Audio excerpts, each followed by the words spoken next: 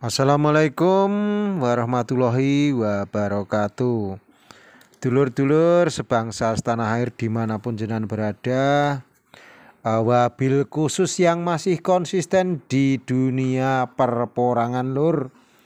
Salam sejahtera, bahagia selalu dan guyub rukun bersama keluarga lur. Semoga semuanya selalu bahagia.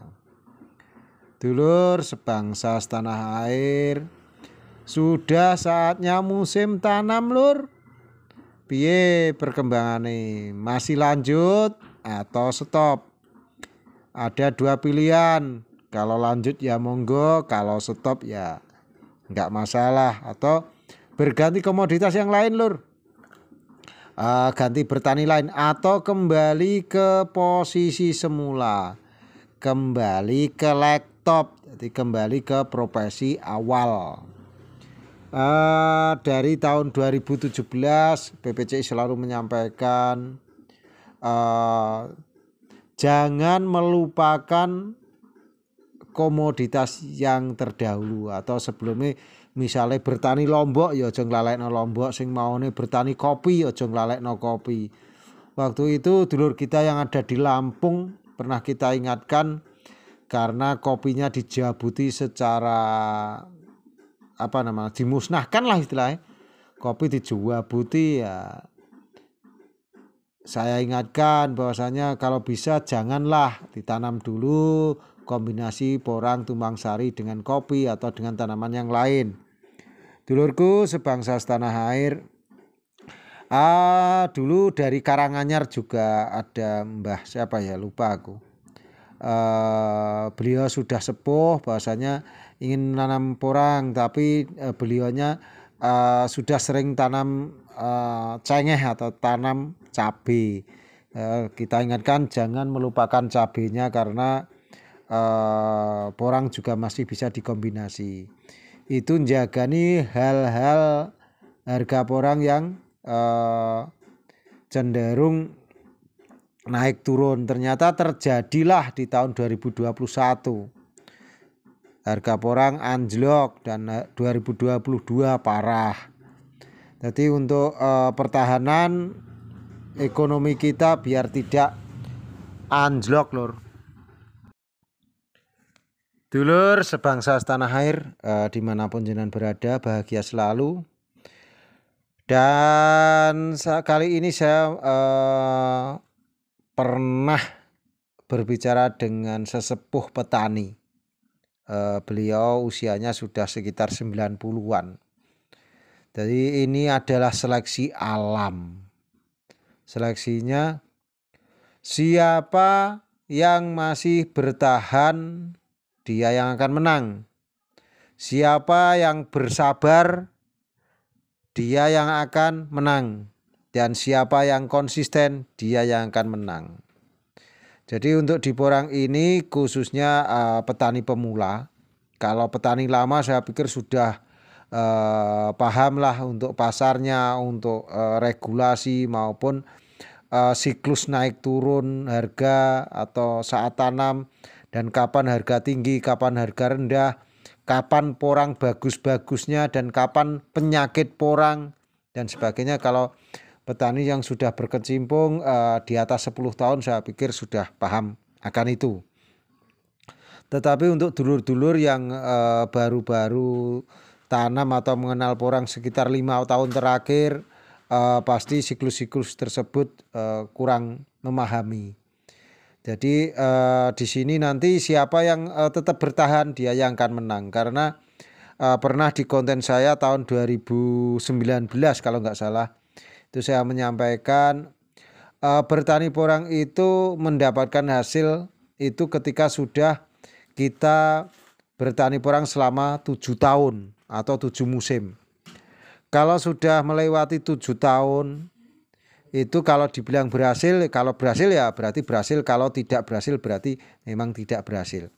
Apalagi kalau baru 1 musim, 2 musim, apalagi belum panen, tetapi karena harga turun sudah membuat lesu atau tidak semangat.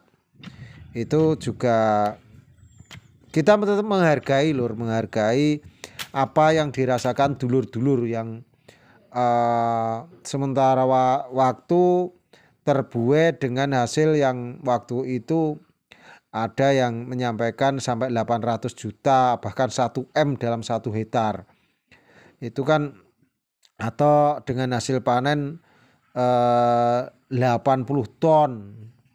Terus diestimasi itu memang pada tergiur. Kalau kita berkiblat pada di situ ya kita putus asa.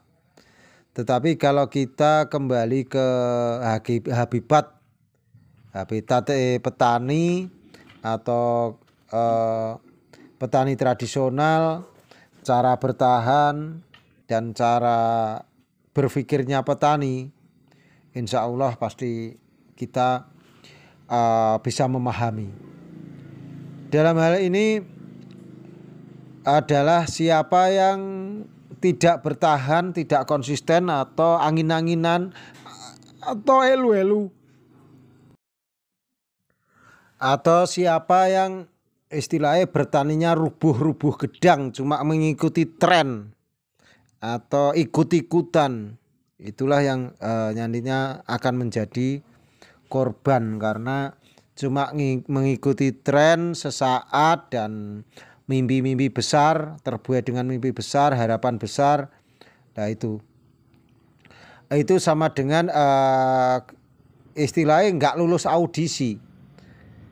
Tetapi memang dulur-dulur tidak dipungkiri dengan estimasi yang mimpi seperti itu terus hasilnya sekarang seperti ini ya kecewa pasti. Tapi di tengah kekecewaan itu kita harus belajar dari petani-petani senior. Dalam hal ini tidak, kita belajarnya nggak usah ke petani porang, belajar pola berpikirnya dengan petani-petani di sekitar jenengan, Mbah Kong, Pak D yang bertani apapun, baik itu petani tembakau, petani sawah, petani palawija, jagung dan sebagainya. Jagung nek jek mbeli jek arang kading sing panen regane dhuwur lur. Gaplek nek urung bodho gaplek biasanya regane dhuwur. Ketika sudah gaplek kering biasanya ya harganya turun. Jadi hal semacam itu bukan permainan tengkulak dan sebagainya, bukan. Itu karena ya siklus perdagangan komoditi pertanian seperti itu. Dan memang dulu dengan harga yang tinggi itu bukan harga yang wajar lur. Jadi bisa dikatakan waktu itu harga 10.000, 12.000, bahkan sampai 15.000 itu bukan harga yang wajar. Yang harga yang wajar itu 2017 untuk porang itu harganya ya sekitar 2.200 sampai 2.700, 3.000 bolong lah, sekitar segitu. Jadi tolak ukurnya memang waktu itu ya mungkin karena tren itu.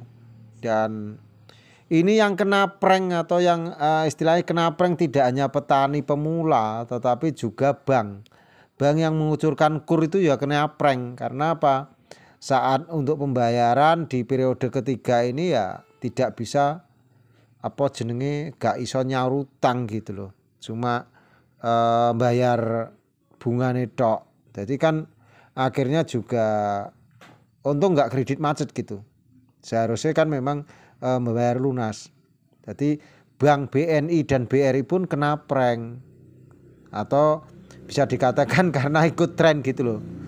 Jadi untuk saat sekarang petani yang masih bertahan, jadi saya tetap menemani yang masih bertahan. Channel Martono Porang Madiun tetap menemani petani porang yang masih bertahan, yang masih konsisten dan yang masih yakin saja. Kalau yang sudah tidak yakin ingin meninggalkan atau beralih tanam yang lain ya monggo. Kalau yang ingin stop tidak tanam porang lagi ya monggo. Tetapi kalau yang masih konsisten kami tetap selalu menemani. Porang larang tak kancani, porang murah tak kancani. Petani porang susah tak kancani, petani porang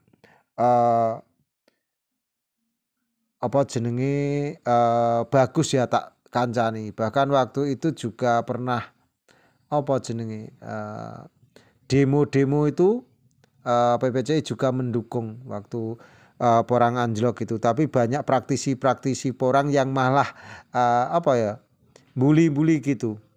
Karena PPCI tanpa kepentingan, kami cuma murni petani. Jadi background kami petani. Kalau bisa ya kita bertani dengan biaya seminim mungkin. Jadi biaya seminim mungkin. Dengan dengan cara rawat budidaya yang sesederhana mungkin. Jadi tidak terlalu memakan biaya, tidak terlalu rumit, dan juga menggunakan hal-hal yang semurah mungkin, misalnya seperti pupuk, seperti yang lain itu kalau bisa ya jangan yang beli yang mahal-mahal. Pengolahan tanah ya yang sekiranya tidak mengeluarkan biaya terlalu membengkak. Itu apa ada cara? Ada, nanti ada lah. Jadi cara pola tanam, kalau jenengan mengikuti channel Martono Porang Madiun ini, baik pemilihan bibit, pupuk, gawe pupuk, bikin pupuk sendiri, cara tanam dan sebagainya, metode-metode semuanya sudah lengkap. Bahkan penyakit-penyakit porang yang lain cuma YouTube-nya mengajarkan hasil. Tetapi kalau kita penyakitnya, errornya itu kita sampaikan, mulai dari bibit sampai penyakit-penyakit di dalam perjalanan merawat porang. Jadi porang ini tetap harapan lah, Lur. Dulur-dulur sebangsa setanah air, siapa yang bertahan, dia yang akan menang, dan siapa yang masih konsisten, dia yang akan panen, dan siapa yang bersabar, ini adalah proses, Lur. Jadi ini proses untuk kita petani porang. Dulur-dulur sebangsa setanah air, kita selalu bersama jenengan. Yang penting tetap bersyukur, disyukuri apa yang ada, dan ini adalah bagian dari proses pendewasaan kita sebagai seorang petani. Yo wis kur ngene iki lah, Lur, petani. Kur ngene iki, Lur, dadi petani iki.